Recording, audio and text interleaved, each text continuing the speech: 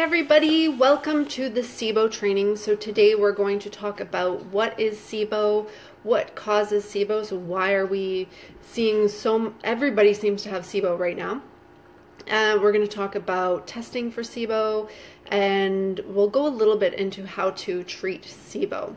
So, before we get started, I'm Sandy. I'm a functional diagnostic nutrition practitioner and whole body healing coach. I'm not a doctor. I do not diagnose or treat disease. Anything that you hear today is going to be for educational purposes only. So please talk to your doctor before making any changes towards your diet, your medication, your supplements, your exercise, anything. Make sure you talk to them before applying this. This is educational information only. Now, remember, these are my opinions. They may differ from other practitioners. Okay, so there's going to be a contest today. And at the end of this, I'm going to be announcing somebody who's going to win one of my self-study courses. So I'm supposed to have some paper here, and I'm going to do a draw or something, or I'll ask my boyfriend to pick a number, and we'll go from there. Okay, so I hope you guys are having a great day. I don't know what the weather is like for you. It's gotten really cold. Again, we seem to have like 2 or 3 days where it's nice and hot and 30 degrees, and now it's like 15 degrees and rainy and not very nice out. So I did make some notes because I tend to forget things. So what is SIBO? SIBO stands for Small Intestinal Bacterial Overgrowth. And it's not bad bacteria, and that's where everybody has a misconception. SIBO is not bad bacteria. It's actually good bacteria in the wrong place. It's too much good bacteria in your small intestine.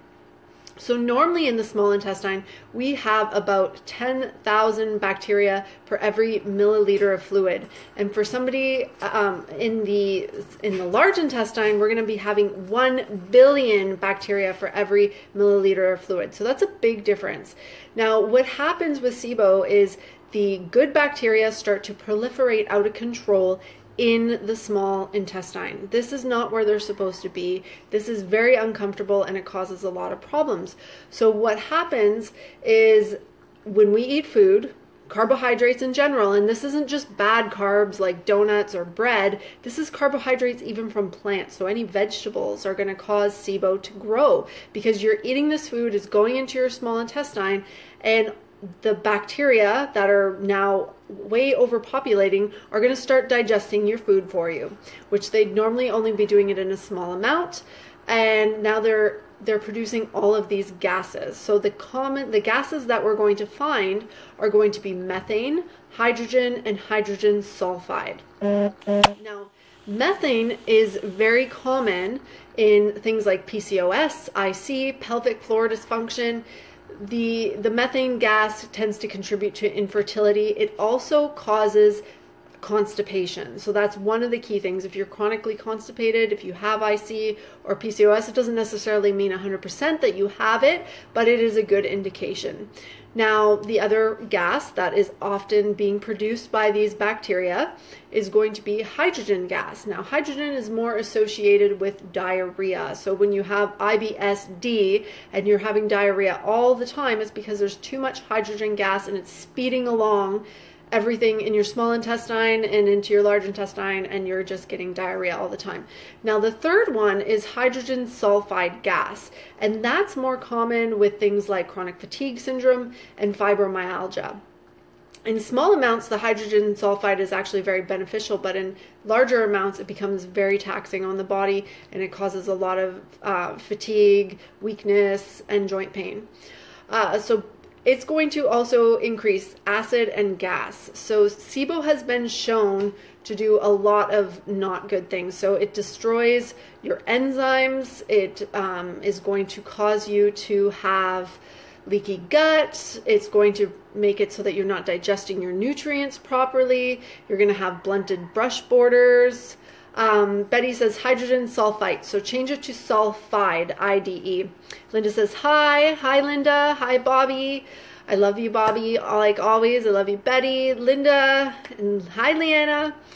Okay, so SIBO causes a lot of damage. Now this is going to, uh-oh, my phone says 15% power. Let's hope that I don't lose you guys. I might have to go and grab my charger. I have no idea. Oh, I did a webinar today. That's why I have no power. That's really bad. I did a 2-hour webinar. Oops, forgot to charge my phone. So SIBO is going to be causing a lot of issues, and the majority of people right now, what are we doing? We're blaming Candida. Everybody is on the Candida blame bandwagon, and Candida is part of the normal flora, and yes, you can say SIBO is part of the normal flora. Both of them are really tough to get rid of and tough to get back into control, back under control and get down to those low levels. So we're going to talk more about what to do about it. So what are the common causes of SIBO? Why are we getting it? So the biggest problem is something interrupts what's called our migrating motor complex, the MMC. So the MMC is this wave, and this wave sweeps your small intestine clean and prevents the bacteria from overgrowing. And there are a lot of things that cause that to malfunction. And the biggest ones, let me just, sorry, I have to just check one thing.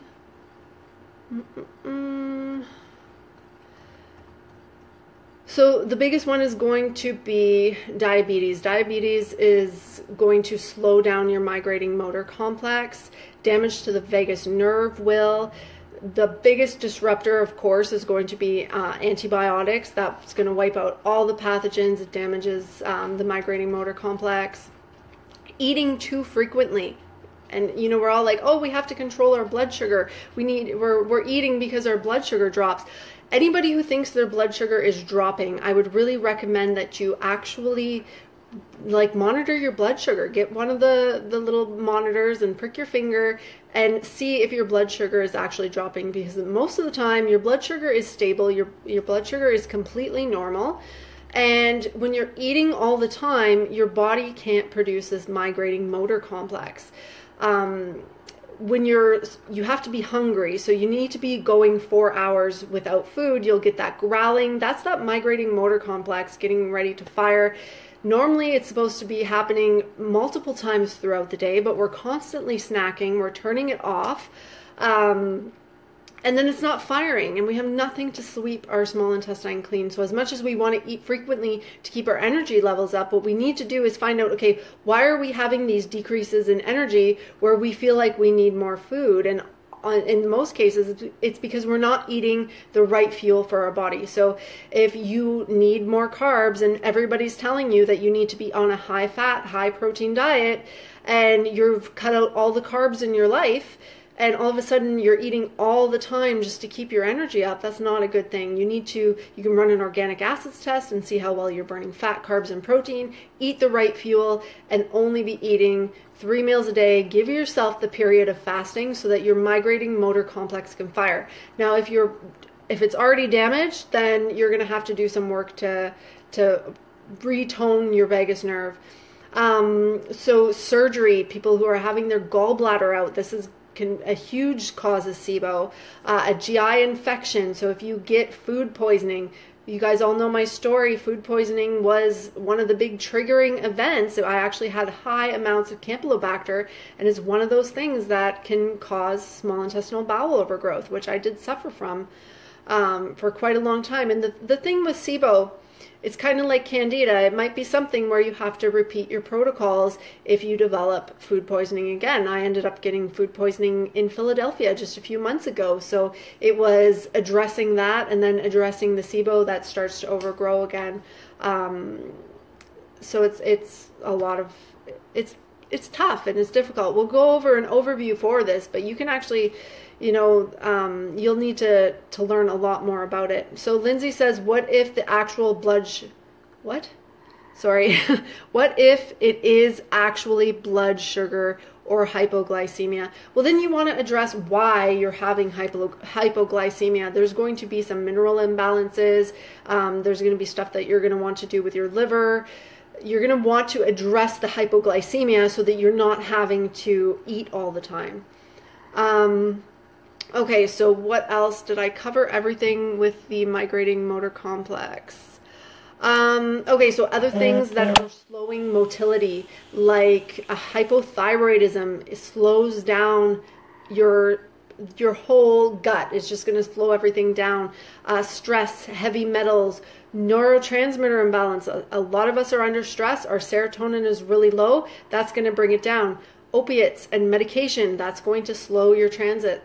If you don't have enough hydrochloric acid or enough pancreatic enzymes, enough bile salts, that's going to slow everything down also and can lead to SIBO.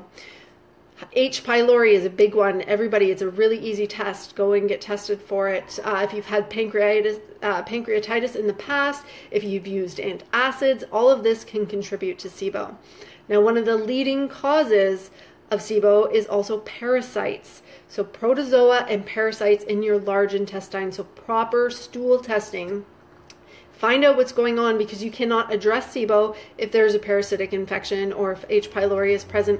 All these things need to be addressed first. So check out in this group, type in, do a search for biofilm, and I did a training on biofilms, biofilm busters, and proper stool testing. Now I think my phone is actually going to die, so I'm going to take you guys for a little bit of walk. Tika might start barking. She barks all the freaking time. She's insanely senile. I'm going to grab my charger and go back without turning the camera and showing you my dirty kitchen, because I so have not done the dishes. I don't like doing house cleaning. And then I'm going to plug in my phone. Okay. Alcohol, SIBO, yeah, that will do it. Stay away from that stuff. Really bad for your liver. Now, the other thing is some people have structural defects. You could have problems with the valves connecting your intestines, like your ileocecal valve. If it's stuck open, then all the good bacteria from your large intestine is going to move in. Now, that is going to be a more rare cause. That's, very small amount of people with SIBO actually have these things. But if you're trying to treat SIBO, you've done all the work on your large intestine, you've checked for H. pylori, you've addressed all the other issues, you're not getting anywhere, you might actually need to go get checked to see if you have a problem with any of your valves. Now I got to figure out how I'm going to plug this in and still do the live stream. Yeah. There we go. Let's see if I can get the phone to sit there. I'll probably just have to hold it up. Okay. Surgery, if you have issues with scar tissue, it can also cause adhesions, and that's going to lead to SIBO. And again, vagus nerve damage caused by diabetes, Lyme disease, deficiencies in certain vitamins like B1, Parkinson's disease, heavy metals, all of that can damage the vagus nerve. So the vagus nerve is what's responsible for your migrating motor complex. Now, common symptoms of SIBO. What do you think is the #1 symptom? Bloating, gas. That is going to be your #1 symptom. So if you eat and really soon after you eat, you are bloated and gassy and you feel really full before you're even done your meal, that is a good indication of SIBO. So gas, constipation, if it's methane-based, diarrhea, if it's hydrogen. Now, guess what? You can have both hydrogen and methane SIBO at the same time. You can have hydrogen, methane, and hydrogen sulfide SIBO at the same time. So it can really complicate things. A big one, SIBO is really almost always seen in people with histamine intolerance. Malnutrition, food sensitivities, skin issues, nausea is a really big one, that gas pushing up on the stomach and the gas coming back up, heartburn, acid reflux. It's not fun. And then with it contributing to things like chronic fatigue, that's going to lead to, joint pain, restlessness, all that kind of stuff, low energy. Okay, so I've already covered a lot of my notes. Let's see where we are. So what is the first, actually no, I'm going to make sure I'm not missing something over here either. Okay, we covered that. So what happens when I have notes and then I don't use them, and then I can't find where I am. Okay. Done that. Okay, so how do we test for SIBO? Well, the first thing before you address SIBO or even think of SIBO, first you want to rebuild your body. Before you go to war against these gut pathogens, please do a lot of work on your liver, get your sex hormones balanced, support them. They might not go right into balance and be perfect, but at least support your sex hormones, support your adrenal glands, make sure your neurotransmitters are balanced. Get yourself feeling better because you are literally going to war. And there's a few people on who can attest that going to war is not fun. It really isn't. You wouldn't go to war if you're all skinny and weak and sickly. The government wouldn't even send you to war. They're going to put you into training first. They're going to build up your body. They're going to make sure you're strong and physically fit and mentally fit to go to war. And it really makes sense because it's not fun. And if you are sick, and then you start to try to kill these things, you start to add in biofilm busters, you're going to feel even worse. And what I've seen is that people who do not do the work of rebuilding their body first, when they get to the gut, they do not finish it. They can't finish it. They feel too sick on it. They feel terrible. They feel horrendous.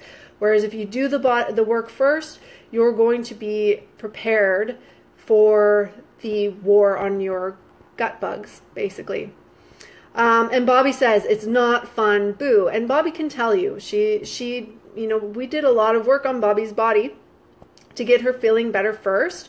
And she, even though she's not feeling the greatest doing the gut work, she still doesn't feel as bad as she did originally, right? So it's just preparing. And had we done the gut work right when Bobby started working with me, I don't think she would have fared very well. She probably would have went from sleeping 16 hours a day to sleeping 24 hours a day. It would have happened. Okay, so once you've rebuilt your body, the next step that you have to do is look at your large intestine. Like I said, search the biofilm buster on the left-hand side of your screen. It says like discussion, members, whatever it else says at the very top of the Facebook screen, and then it says search. So you're just going to search for biofilm, and it's going to come up with the biofilm training that I did to teach you how to properly test and look for pathogens, gut bugs, protozoa, parasites in your large intestine. That needs to be addressed first. There is no point doing this work and trying to kill SIBO if you have a parasite. And if you're like, I did humor worm for 30 days, I don't have a parasite. I did humor worm for like 3 months and I did not have a parasite. I still had parasites when I tested. You need to get tested. Please don't waste your money not testing and not making sure that whatever you did actually killed it. Because if you go and do the SIBO work, you spend all the money on the SIBO testing, you do 1, 2, 3 month protocols, maybe an elemental diet, you're just going to waste your time and your money, and you're going to be really pissed off because it's not fun. And you'll probably feel just as bad as before. So Jen said, you mentioned the vagus nerve could be damaged by various things. Could the vagus nerve be repaired completely? It can. There are different exercises that's a totally different training. There are supplements you can take to speed motility while you start working on various things to increase vagus nerve tone. It really depends on how much damage there is. You can do high doses of lipoic acid to help regenerate nerves, but you might have to be taking supplements to speed the motility, and you might have to be doing protocols and testing your SIBO throughout the year just to make sure it's not overgrowing again, and just keeping everything under control while you're trying to rebuild the vagus nerve tone. And it sometimes can be damaged very, very far beyond repair. I always say, there's always hope. Did I lose you guys? It says trying to reconnect. I'm on Wi-Fi. Hope not.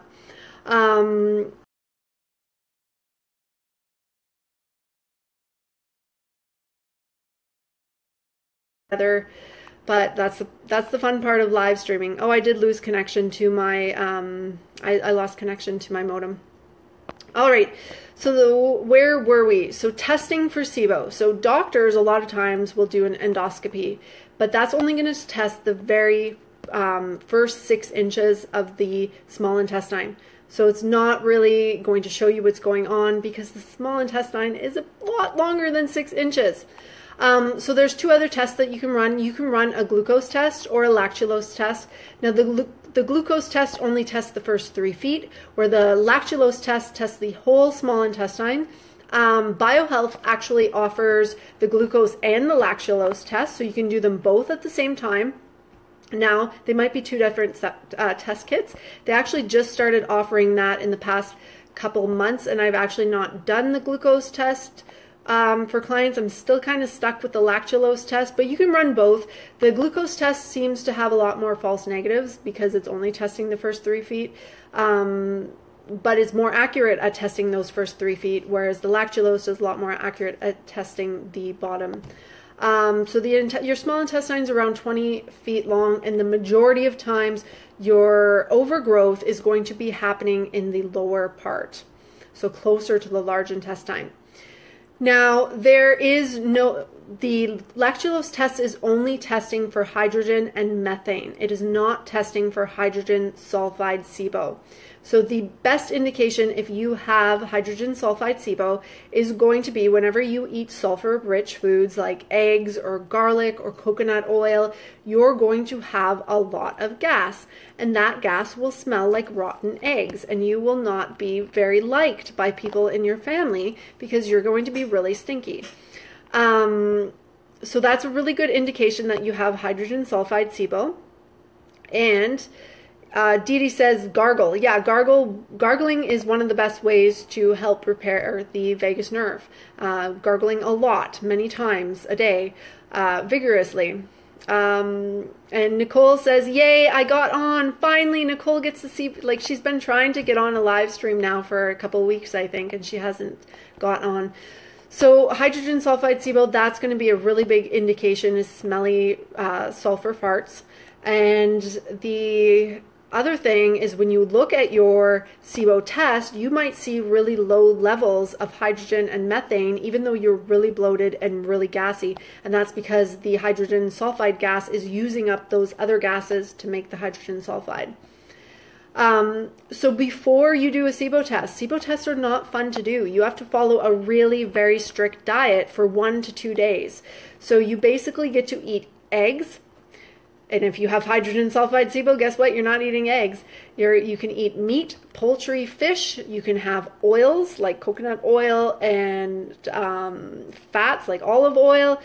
I wouldn't do the coconut oil because it does have some antifungal, antibacterial properties. You can do a clear, boring meat broth. You can do water. Woo, fun. Salt and pepper for seasoning.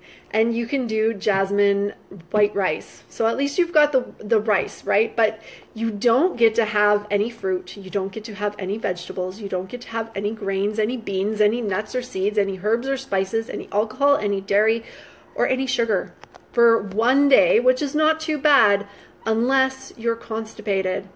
So before the SIBO test, for 2 weeks, you can't have any herbals or any antimicrobials, any antibiotics.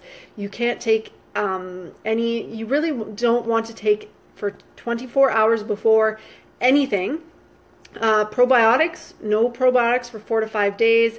Your antacids for 7 days, laxatives, nothing. Even magnesium and vitamin C in higher doses to try to have a bowel movement, you do not get to have any. No enemas for 7 days prior, no colonics for 2 weeks prior, and you have to wait 4 weeks after a colonoscopy or a barium enema. So this might seem okay for the people who go to the bathroom regularly, but if you have or are thinking you have methane SIBO and you're a very constipated person, guess what? You get to do this for 2 days. And if you have hydrogen sulfide SIBO and you're not tolerating eggs, you're basically eating meat. That's it for 2 days. Kill me now. And yes, I've done this test many times and I hate it because I thrive on carbohydrates, and the rice really doesn't taste very good when you can't add butter. So yeah, it's not the funnest diet. So how do we get rid of SIBO? So like I said, you have to address the other problems first. You need to get rid of the parasites. I am definitely not going to go into specifics onto treatment protocols, because what happens, and this is really not good, is that people will just try to treat the SIBO. They'll be like, no, I don't have any parasites. I did human worm. I did this. I haven't run any tests. And they're going to try to treat the SIBO. And what happens every time, you know, we are taking all these antimicrobials for long term, we're not testing, we're not getting results, we're just wiping out our bacteria. We're wiping out the good bacteria along with the bad bacteria. Oh, and the one thing I forgot to address before we get into SIBO. Now, this was a question. So colostrum and SIBO. If you look at what colostrum is the substrate that they put in probiotics because it feeds probiotics. So probiotics are good bacteria. Good bacteria is what's overgrowing in SIBO. So when you take colostrum, you can really cause the SIBO to start overgrowing and getting worse. So it is something that is contraindicated. Now, probiotics in general, what are they? Good bacteria. You're taking them, they're going into your stomach, and if you're taking a good one, it's encapsulated, it gets into your small intestine, and it opens up, and it has colostrum, probiotics, it feeds the SIBO. So if you take probiotics and you get worse, it might not necessarily be die-off. You could just be feeding your SIBO. So everybody, when they take things, they tend to think, oh, this is die-off. It's just like you're having coconut oil and you start taking coconut oil, or you're doing like Alamax for Candida because you're really on the Candida bandwagon. You're trying to kill Candida. You're doing the coconut oil, the Alamax, the garlic, and you feel like crap, and your gas and your bloating is just getting worse, and you think it's die-off. Well, what if you have hydrogen sulfide SIBO and you're feeding it, you're causing it to get worse, and you're not tolerating all of these high sulfur foods? So it's not always die-off. You have to be a little bit more critically thinking and not always going right to die-off. So Sandy says, probiotics can feed SIBO. Right, they can. They definitely do. Probiotics that are safe for SIBO are going to be things like Megaspore, S. boulardii, because that's not even, it's not a bacteria. And I really like Jarrow's Ideal Bowel Support, really good one. And then Prescript Assist, the soil-based one, has been shown to have good success with treating SIBO. So it's not all probiotics. It's mostly the ones that you get at the grocery store but the more specialized probiotics, specifically formulated, specific species that are based and shown, and they've done studies that it actually helps with the SIBO because it's not contributing to the overgrowth. Okay, so do you guys remember what I was talking about before I went off on that tangent? I think we were at treating SIBO. So when you get your SIBO test done, it's going to show you hydrogen or methane. It might show you nothing. You have to take into consideration how constipated you were, because some practitioners are not as trained in the intricacies of the SIBO test, and they might say, oh no, it's negative, you know, it's past the 120-minute mark where you're having your spike, so you're fine. But if you were constipated, you know, make sure you tell your practitioner that. And I really suggest, please test before you treat to save yourself frustration. So treatments, commonly what doctors are going to do is prescribe antibiotics. Now these things are not cool. I'm not telling you not to take what the doctor says, but I personally would not go that route just because they are hugely hard on the liver, and that's basically the biggest one. And they just normally don't work that well. And if you're treating SIBO with your doctor, make sure you're retesting. Depending on the amount of gas, you can basically figure out, like if you have a lot of gas, you might be on a 3-month protocol. If you have a little bit of gas, then you might be on a 1-month protocol before you retest. What I like to do is when I see what type of parasites, protozoa, bacteria in the large intestine I'm up against via a stool sample GI map, I will incorporate some things to bring the SIBO down, because what you're using to address the parasites and the protozoa are very different from what you're going to be using to address the SIBO. So I will incorporate something for SIBO into it, and depending on what we find, like if you find something like Cryptosporidium or Blasto, you know, you're looking at a 3-month protocol just to kill that. So you can add in something to bring the gases down. Now, when you're treating SIBO, this is a big thing. You are not following a diet. If you go on something like GAPS or the ideal diet for low FODMAPs, and if you can't do any testing and the gas is unbearable, low FODMAPs might be something for you. In the meantime, while you're waiting for this, just to bring the levels of gas down, you are not killing the SIBO. It is going dormant. It's the same thing with your Candida diets. You're not killing Candida. It is just going dormant. It is normal flora that is overgrowing, and you really have to address why it's overgrowing and then bring it down. But we do address SIBO before we address Candida. Okay, so while you're doing actual treatment from your doctor or a protocol from your practitioner, you are not following a diet. You actually want to feed the bacteria so that they don't go dormant, because when they go dormant, you cannot kill them. The herbals will not work. Now, as for biofilm busters have shown that they work a little bit with the hydrogen sulfide, the hydrogen SIBO, but there hasn't been any indication that it actually does anything for the methane SIBO. Yes, Sandy, Megaspore is great for SIBO. It's actually one of it's included in most SIBO protocols. Sandy says, I have trouble passing gas, but not sure why. It can be lack of exercise. You got to get moving. If your vagus nerve is damaged and there is, you know, you're not having your peristalsis is slowed, everything is going to be stagnant, especially when you're constipated. So you really want to work on repairing that. And do a lot of work on your liver, really support your bile flow, make sure your bile is flowing, you're taking your digestive enzymes, check for H. pylori, make sure that you don't have H. pylori before you add in HCl, because you will just feed it and your H. pylori will get worse. Okay, so there's basically 3 treatment options that you can use when killing SIBO, and that's antibiotics. Not my favorite option because of how damaging they are on the body.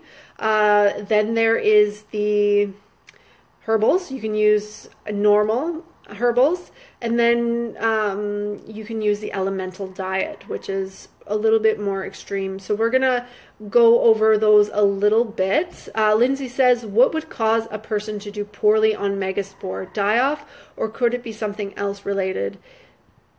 It is horrible. It was horrible. Just found mood was maybe going down.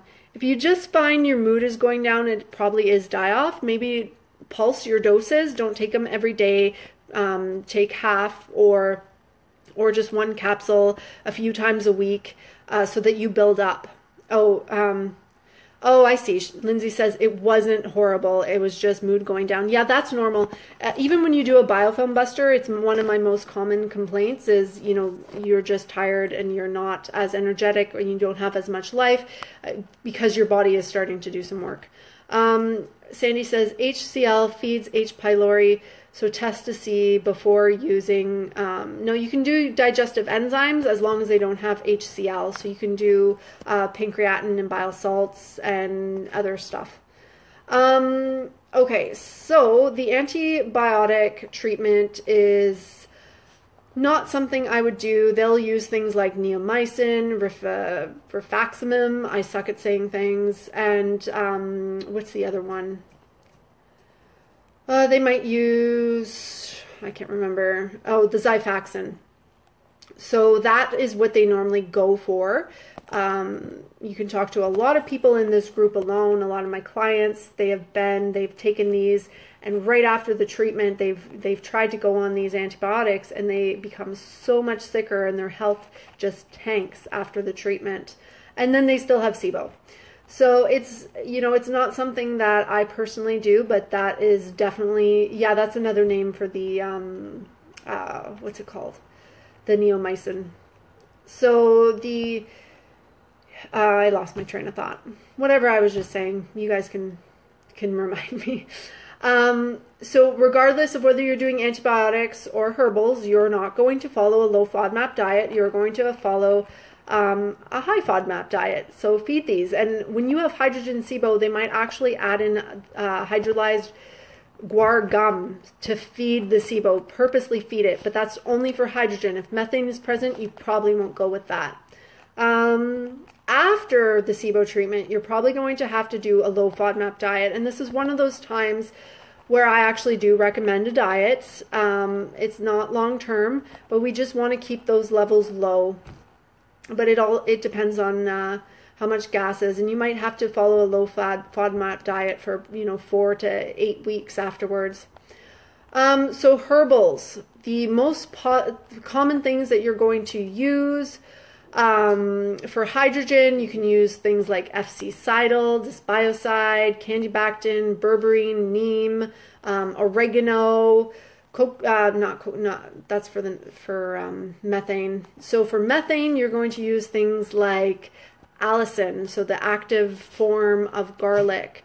You can use berberine, you can use lauricidin, so the active part of coconut oil. You can use things like GI synergy, and ideal bowel support. That is a probiotic that I was talking about earlier. The problem is if you're suspecting hydrogen sulfide SIBO, you really do need to bring your sulfur levels down. You need to work on your sulfur pathway. So check out the liver detoxification course where I go really in depth on healing the sulfoxidation pathway, because you're going to be producing a lot of hydrogen sulfide, and sulfide needs to be converted into sulfate. So check out the training there to get more information. Now, I'm not going to go into exact doses in supplements and herbals, because it is very dependent on how much gas is present, and how long you're going depends on how much gas is present. So please get a SIBO test. They're not that expensive. You can sometimes get your doctor to run them, and then it could be covered by insurance, or you can run them through, I think BioHealth might offer them to people. I don't know if you have to be a practitioner. You might just be able to order it right from them, and it's only like $150 to run a SIBO test. But please, I can't stress enough, work on your parasites first. Otherwise, you're wasting your money, you're wasting your time. And I don't know about you, but I'm the type of person where I don't want to follow a diet forever. I want to be able to eat normal foods and feel good, and have my body healthy enough to handle toxins, so that I can live normally and travel and do things. So you will end up stuck on a low FODMAP diet forever and just constantly treating SIBO if you're not addressing the parasites first. Now, the last treatment you can use is going to be an elemental diet. You can Google that. There's different ones you can buy, and you would be doing that anywhere. Normally it's around 2 weeks. Some people do it for 3. It's not my first thing of choice, especially for people who are very underweight to start with, because you will lose weight. It puts stress on your body. You're not eating very much. I think some of them are coconut oil based, and for somebody with hydrogen sulfide SIBO, that's not going to work. So it's not my first choice. There are a lot of practitioners who really push it. I find they become very sensitive, very hypersensitive to food. It takes them a long time to introduce foods again. So really talk to your practitioner about the best treatment option for you. And what else did I want to say about SIBO? I think that's pretty well it. If you guys have any questions, please tag me. I'm going to do an Ask Sandy probably Thursday or Friday this week, so you can ask about SIBO or ask about anything else. So we do have a contest. Somebody who tuned in today live who doesn't have my self-study courses, you definitely can win one. So I'm going to pick the number, I'm going to pick the number 2. And I'm going to scroll up and see who was the second person to join the live stream. And if they didn't win, if they've already got my self-study courses, then I'll pick the number 4. So the number 2 that tuned in on my screen was Leanna. So Leanna, if you don't have one of my self-study courses, I have the liver, the mindset, the neurotransmitters, and the sex hormones. So if you don't have one, Leanna, please message me and I will get that to you. So just let me know your pick. So you guys have a great day, a great night. If you have any questions, please let me know. I'll address them in the next Ask Sandy. If this seems really complicated and you just want somebody to design this and you're tired of thinking about this stuff, check out my coaching packages at www.motivatedtoheal.com under Work With Me. I would love to design these packages for you. You can book a free health assessment. And right now I am doing free coaching calls. So if you just want to pick my brain, you don't want to post it in the group, you can sign up for a 20-minute call and ask me personal questions about your health. This is only available to people who haven't already had a free coaching call. So if you've already done it, I'm just trying to, help as many people as I possibly can, and I don't have time to be doing more than one call per person. So have a great evening, guys. Thanks for joining me, and Leanna, I hope to hear from you to get those self-study courses. Bye!